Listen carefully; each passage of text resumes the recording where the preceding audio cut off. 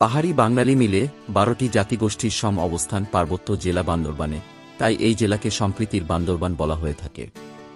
বান্দরবান জেলার নামকরণ নিয়ে স্থানীয় বাসিন্দাদের মুখে প্রচলিত রূপকথা অনুযায়ী এ এলাকায় অসংখ্য বানর বাস করত। এই বানরগুলো শহরের প্রবেশমুখে ছড়ার পারে প্রতিনিয়ত লবণ খেতে আসত।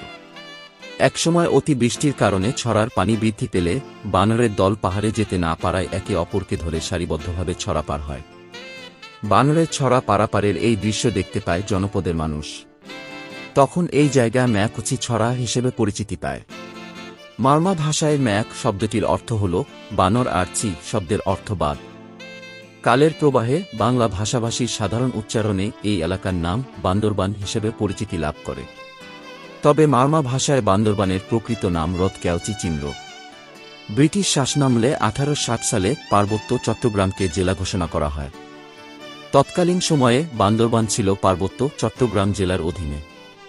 তৎকালীন সময়ে বোমাং সার্কেলের অন্তর্ভুক্ত ছিল বান্দরবান।